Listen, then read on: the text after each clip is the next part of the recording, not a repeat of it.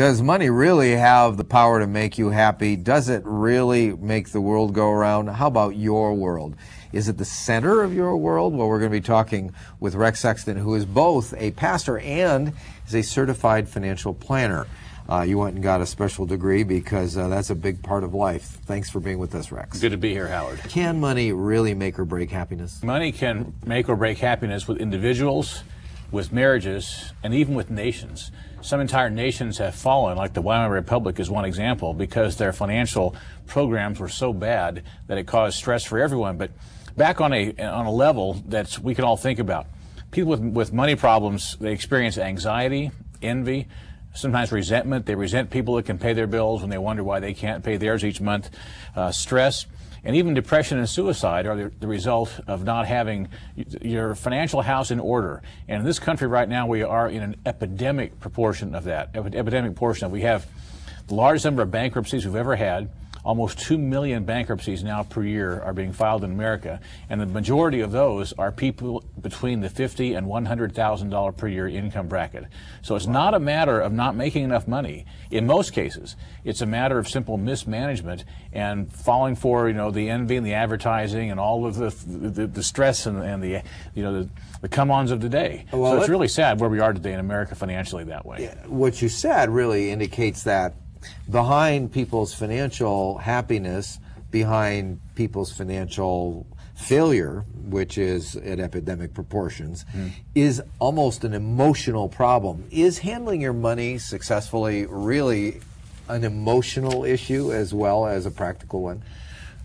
It should not be emotional. And I think that's one reason why people have this pitfall of going into debt, and why they're so easily succumbed by advertising. But actually, is it in fact emotional because they have made it? It is. It shouldn't be, but the society we're in makes it emotional. The purpose of most advertising is to make you unhappy with what you have and make you want what they're offering you.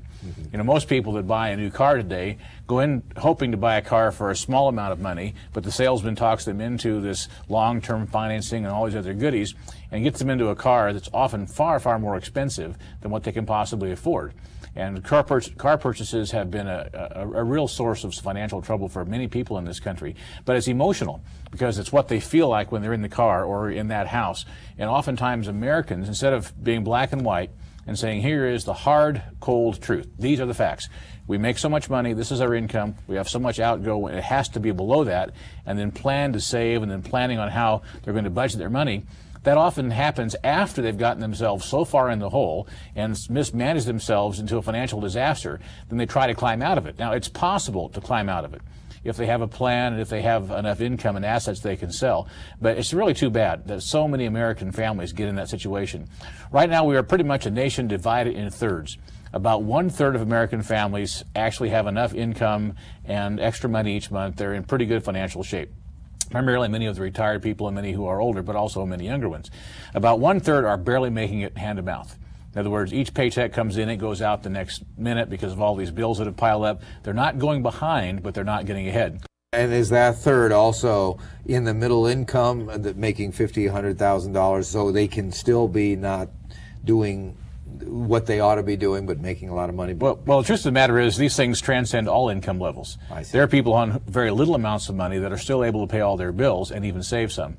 But the last third of the families in America are going behind each month. They're going into debt.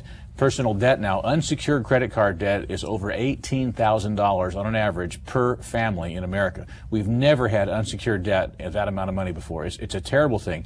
And oftentimes it amounts to maybe 25, 50, even 100% of 1 year's income, and yet they're paying out additional amounts of interest every month. Interest is money gone forever. And my stepfather was very wise in some ways. My stepfather told me very plainly, he said, Rex, there are two kinds of people. There are those who understand interest, they earn it, and there are those who don't understand interest and they pay it.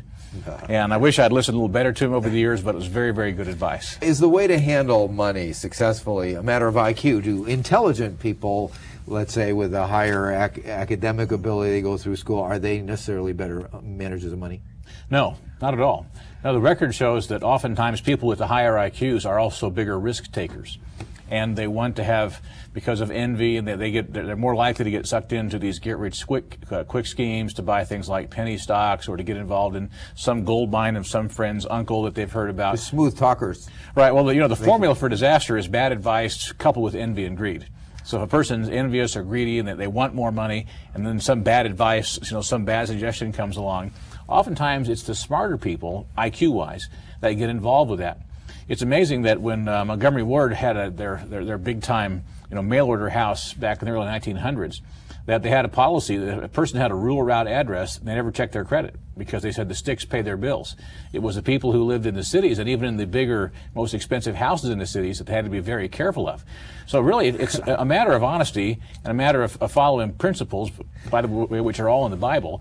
But it's not what you have, it's how you manage what you have. What Americans need, what all people need, is simply a steady stream of a decent amount of income. And over time, that can be parlayed into a decent living. Can people fundamentally change? If you've said that about 2/3 of the population of Americans, and this would be across pretty much all the cultures, I understand, in Britain, that the amount of debt that British people are taking on personally is through the roof. Well, real estate in Britain is a huge bubble. It's incredible what has happened over there in the last 5 years. And then this is spreading really all over the world, this personal debt situation. But can people fundamentally change when they're old, if they've never really handled money to get ahead, or if they're young and they've never been taught?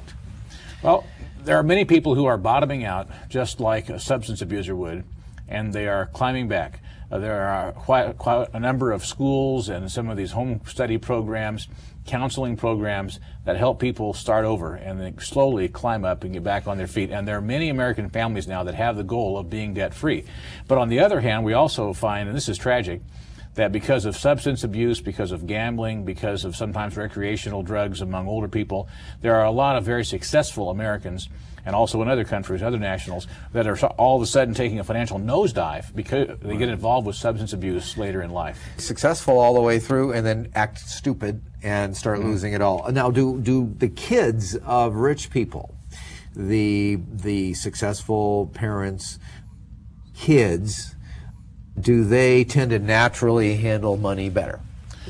I can find nothing that would substantiate a claim either way.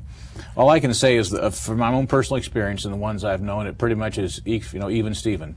Many times when a child is growing up with very little, he becomes frugal, he understands the value of money, he learns to save and work hard. Some of them don't. Some of them grow up and they borrow and spend. Every credit card they get, they max it out, and then they go bankrupt. The same is true of the children of wealthy parents. The difference is the wealthy parents will bail them out several times until they get frustrated, and then they'll turn them loose on their own. And I've witnessed that happen several times. But there are real people from all spectrums of life can raise their children to respect not only the value of money, but the hard work that it takes to acquire money. And because a person is born into a wealthy family, doesn't mean that wealth was gotten through nothing. It wasn't given to them free in most cases.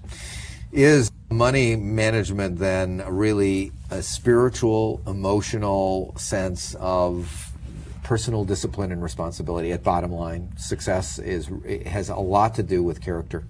Very much so. In fact, that's the bottom line of what people need to understand about money. It is an extension not just of their exterior, but of their interior. One of the 10 Commandments says, "You shall not covet." And once we understand, you shall not steal. Shall not steal, that's true. But we need to understand that if we allow money to control us, we'll become very unhappy and we'll become very frustrated. It will cost us dearly. If we learn to control it, that is simply a tool that we use, and that does not affect the other aspects of our life because we're managing it very well, it can become a blessing.